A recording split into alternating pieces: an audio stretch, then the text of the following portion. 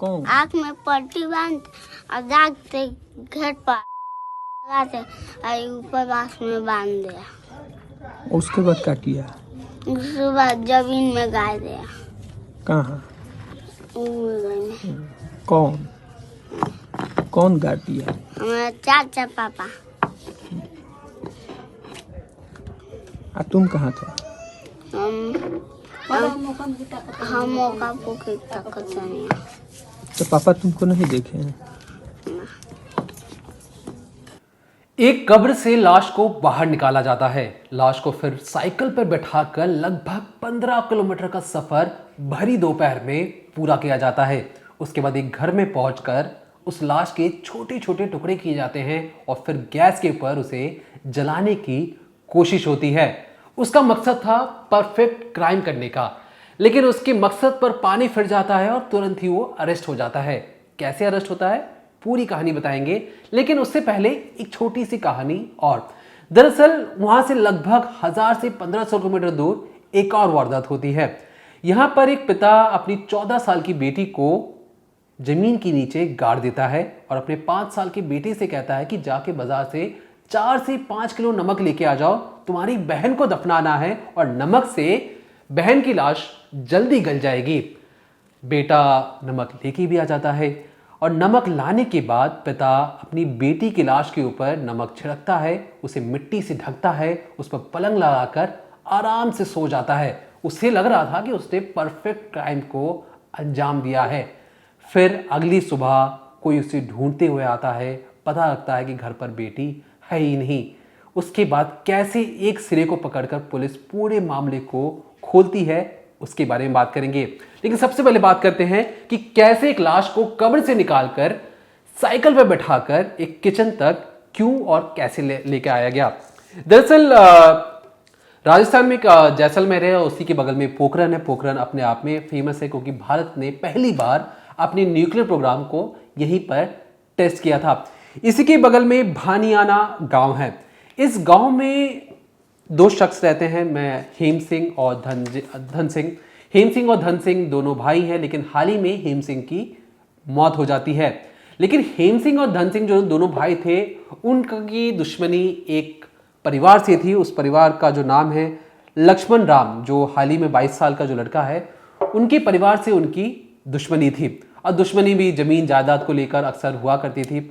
तो लक्ष्मण राम जो 22 साल का है, उसके सिर पर दुश्मनी इस कदर चढ़कर नाच रही थी, उसे लग रहा था कि किसी तरीके से हेम सिंह और धन सिंह के परिवार को फंसाया जाए। और इस फंसाने के लिए वो एक प्लान करता है।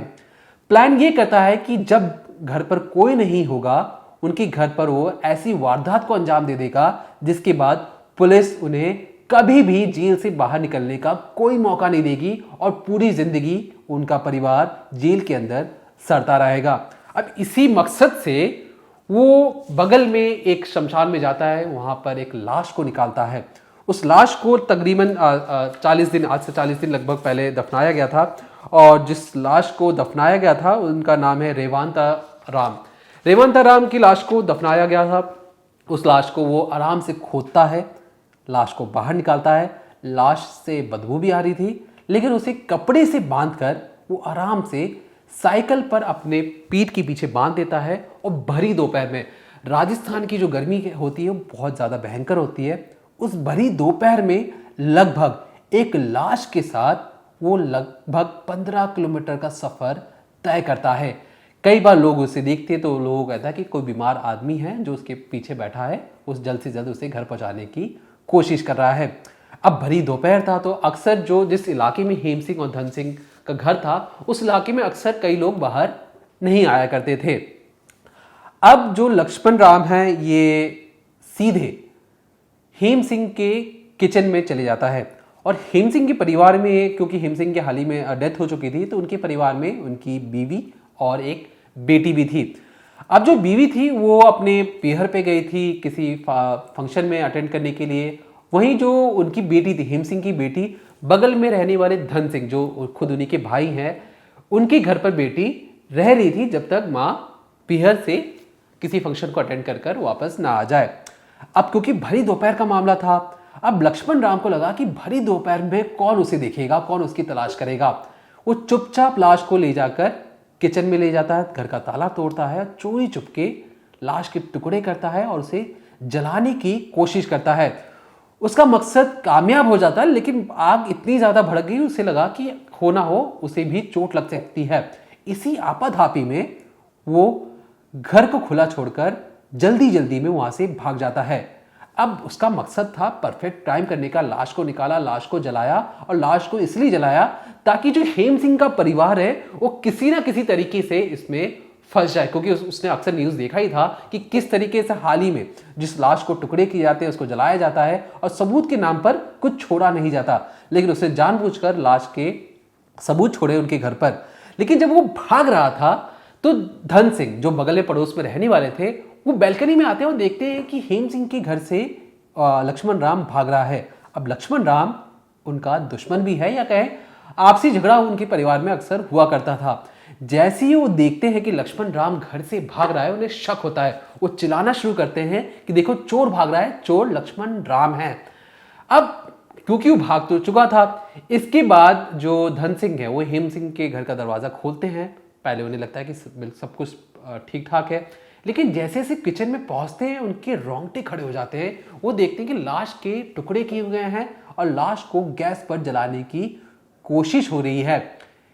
आनन फानन में पुलिस को बुलाते हैं। पुलिस को वो बाकायदा ये लक्ष्मण राम का नाम बताते हैं और कहते हैं कि उन्होंने अपनी आंखों से देखा है कि लक्ष्मण राम घर से भाग रहा था, हो ना हो ये लाश भी वही लेकर आया होगा। अब जैसे कि नाम पता लग गया, शक्ल देखने वाले जो धन सिंह थे पड़ोस पे रहने वाले, उन्होंने भी इसकी तस्दीक कर दी। फिर लक्ष्मण राम को रिमांड पे लिया जाता है। अब क्योंकि लक्ष्मण राम को कहना था कि उसे लग रहा था कि वो परफेक्ट टाइम करने जा रहा है जिसका कोई सबूत नहीं मिलेगा, और सबूत सिर्फ और सिर्फ हेम सिंह के परिवार को फंसाने के लिए थी। जिस तरीके से पुलिस खातिरदारी करती है उसके बाद लक्ष्मण राम टूटता है और कहता है कि हाँ, मैंने हेम सिंह के परिवार को फंसाने के लिए ये सारी प्लानिंग और प्लॉटिंग की थी, जिसके बाद मुझे लग रहा था कि मैं बच जाऊंगा और ये परिवार फंस जाएगा, लेकिन ऐसा हो ना पाया और आज मैं जेल के अंदर हूं। ये तो बात रही किस तरीके से जो लक्ष्मण राम एक परफेक्ट टाइम करने की योजना बना रहे थे, लाश को बाकायदा लेकर आकर घर के किचन में जलाने की कोशिश की गई थी। ये राजस्थान का मामला था।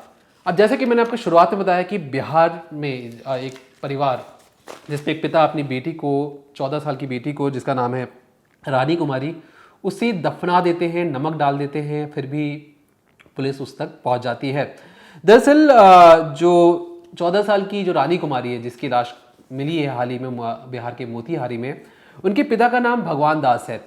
भगवान दास पीने के काफ़ी शौकीन है। सुबह हो शाम हो कोई मतलब नहीं, बस उन्हें दारू चाहिए और दारू के लिए वो कुछ भी कर सकते हैं।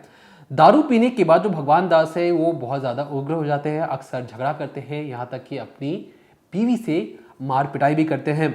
भगवान दास की एक बैकग्राउंड हिस्ट्री ये भी है कि वो पंजाब के लुधियाना में काम करने के लिए गए थे, लेकिन वहाँ पर उनका काम जमा नहीं। उसके बाद जो उनकी धर्म पत्नी थी वो उन्हें तलाशते हुए, ढूंढते हुए लुधियाना जाती हैं। लुधियाना से उन्हें पकड़कर, क्योंकि उनकी हालत बहुत ज़्यादा नाजुक हो चुकी थी, वो बीमार रहते थे, तो बाकायदा जो बीवी हैं, जो उनकी धर्म पत्नी हैं, वो उनका इलाज करवाती हैं, उनका ख्याल रखती हैं। लेकिन जैसे ही जो भगवान दास से ठीक होते हैं फिर से उन्हें दारू की लत लग जाती है। अब दारू की लत लग रही, यहाँ पे वो कोई काम धंधा नहीं कर रहे हैं। इसके अलावा घर पर 2 बच्चे भी थे, एक 5 साल का बेटा भी जो नाबालिग है और 14 साल की बेटी या कहें रानी कुमारी, वो भी घर पे रहती है। अक्सर भगवान दास दारू पी के आने के बाद अपनी धर्मपत्नी को मारते पीटते हैं। अब इससे कई बार वो जो उनकी बीवी हो तंग आ चुकी थी, इधर उधर चली भी जाया करती थी। लेकिन जिस रोज़, ये शनिवार की रोज़ की जो वारदात है, भगवान दास अपनी बीवी को जैसे ही हाथ उठाते हैं, बीवी भागकर पड़ोस में चली जाती है और छुप जाती है। इसके ठीक बाद भगवान दास की जो बेटी थी रानी कुमारी अपने पिता से कहती है कि पापा, आप जो दारू पीते हो, दारू पीने के बाद बहुत ज़्यादा आप गुस्सैल हो जाते हो और अक्सर घर पे जो आप झगड़ा करते हो उससे हम दोनों पर बहुत गलत प्रभाव पड़ रहा है। आप ये सारी चीज़ें मत कीजिए, आप दारू को छोड़ दीजिए। अब दारू का जाम छलकाते हुए वो अपनी बेटी की ओर देखता है। उसे लगता है कि अब तक उसकी माँ उसे टोकती थी, अब बेटी भी टोकने लगी है। इसके बाद वो गुस्से से आग बबूला हो जाता है, क्योंकि अक्सर गुस्सा उतारने के लिए उसे अपनी बीवी मिल जाती थी, लेकिन बीवी इस वक्त घर से चली गई थी और उसने अपना शिकार बनाया अपनी ही बेटी को, रानी कुमारी को, क्योंकि उसे लग रहा था कि कैसे उसकी ही बेटी उसे टोक सकती है। इसके बाद उसे वो मारता है, पीटता है और मौत के घाट उतार देता है। जब रानी कुमारी की आखिरी सांसें चल रही थी और जब उसकी सांसें खत्म हो जाती हैं, तब जाकर भगवान दास को होश आता है। उसे लगता है कि उससे बहुत बड़ा पाप हो गया है। अब इस पाप को छुपाने के लिए कहते हैं कि जब एक झूठ को छुपाने के लिए आपको 100 झूठ और बोलने पड़ते हैं। भगवान दास अब तक नशे में था, लेकिन जैसी बेटी की मौत होती है उसके नशे हवाइयाँ उड़ जाती हैं। वो फटाफट अपना पलंग हटाता है और वहाँ पे मिट्टी खोदना शुरू करता है।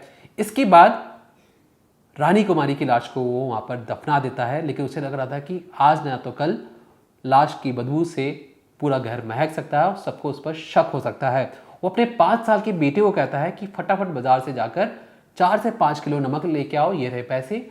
और जो 5 साल का बेटा था वो इस बात की तस्दीक भी की। कौन? आँख में पट्टी बांध और दाग से घर पर लगा से और ऊपर बांस में बांध दिया। उसके बाद क्या किया? सुबह जमीन में गाड़ दिया। कहाँ? में कौन? कौन गाड़ दिया? हमारा चाचा पापा। तुम कहाँ थे? हम मौका पोके तक नहीं। तो पापा तुमको नहीं देखे हैं? उसके बाद नमक लाकर अपनी ही बहन के ऊपर, जब उसका पिता नमक डाल रहा था, चुपचाप खड़े होकर उसे देखता है। फिर मिट्टी ढक कर भगवान दास पलंग लगाकर उस पर उसके ठीक ऊपर सो भी जाता है। अगली रोज जब पड़ोस में जो उसकी बीवी गई थी सुबह आती है, सुबह का नाश्ता बनाती है, तो आसपास के घर में या चारों तरफ अपने बेटी को ढूंढती है, तलाशती है। उसे लग रहा था कि शायद हो सकता है कहीं सोई हो, कहीं घूमने गई हो या कहीं खेल रही हो। लेकिन ढूंढते ढूंढते दोपहर हो जाती है और बेटी का कोई अता पता नहीं। यहाँ भगवान दास अपने सारे कुकर्म करने के बाद चुपचाप पलंग पर लेटा था। उसे ऐसा लग रहा था कि शायद कैसे भी ये मामला शांत हो जाए, क्योंकि उसे पाप तो कर दिया था। इसके बाद बीवी अपने पति से पूछती है कि बेटी कहाँ गई। जो भगवान दास है वो आनाकानी करता है। बेटा रोते रोते बोलता है कि मम्मी, पापा ने दीदी को मार दिया है और दीदी को मार कर जमीन के नीचे गाड़ दिया है। और तुरंत ही माँ पुलिस स्टेशन जाती है। पुलिस स्टेशन जाके सारे वाक़या बताती है और कहती है कि मेरे पति ने बेटी को मारकर जमीन के नीचे गाड़ दिया है। इसके बाद आनंद फानन में पुलिस मजिस्ट्रेट के साथ पहुंचती है और उस जमीन की खुदाई करती है जहां से लाश निकलती है। यूट्यूब की कई गाइडलाइंस है, इसलिए हम आपको फुटेज तो नहीं दिखा सकते, लेकिन बहुत भयावह दृश्य था। जिसके बाद फौरन ही भगवान दास पर कड़ी कार्रवाई की जाती है और बीवी का कहना है कि उसने अपने पति के लिए क्या कुछ नहीं किया। उसकी देखभाल की, उसके लिए खाना बनाया, सब कुछ किया। बदले में उसके पति ने ना ही उसे कोई प्यार दिया और अब तो बच्चों को भी उसने मारना शुरू कर दिया। और बच्चे को मार कर भी अपने कुकर्म को छुपाने के लिए उसने ही अपने छोटे बेटे से एक बहुत बड़ा पाप करवाया।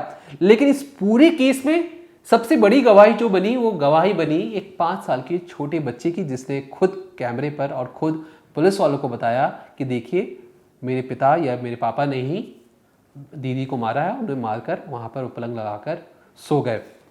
अभी जो दोनों वाक्य हुए, ये दोनों वाक्य कहीं ना कहीं दिखाते हैं कि मरने के बाद भी जो लोग मार भी देते हैं किसी को, उसके बाद भी उनका जो वैशी रूप है या जो राक्षस प्रवृत्ति वाले जो लोग हैं, वो लोगों को मरने के बाद भी शांति नहीं बख्शना चाहते। एक जगह जहां पर लाश को 40 दिन पहले मरी एक लाश को निकालकर उसे दोबारा जलाने की कोशिश की जाती है। एक जगह पिता अपनी बेटी को मारने के बाद उस पर नमक डाल देता है ताकि लाश फटाफट गल जाए और किसी को कानो कान खबर ना हो। ये सारे वाक्य हमारे देश में हो रहे हैं और देश के 2 अलग अलग राज्यों से खबरें सामने आई हैं, एक राजस्थान से, एक बिहार से। लेकिन दोनों में क्या एक कनेक्शन कि कब्र में डालकर लाश को छुपाना और एक जगह लाश को जलाकर सबूत मिटाने की जो कोशिश थी और किसी और को फंसाने की जो कोशिश थी, वो कहीं ना कहीं हमारे समाज पर कई सवाल खड़े कर रहा है कि जिस तरीके से हमारा समाज किस ओर जा रहा है। एक क्राइम को छुपाने के लिए 100 क्राइम करने को तैयार भी हो जाते हैं और उन्हें लगता है कि अपने काम को जस्टिफाई कर रहे हैं। लेकिन कानून के हाथ उतने ही लंबे होते हैं और चाहे अपराधी कितने भी शातिर क्यों ना हो, वो आखिर ना आखिर पकड़े ही जाते हैं।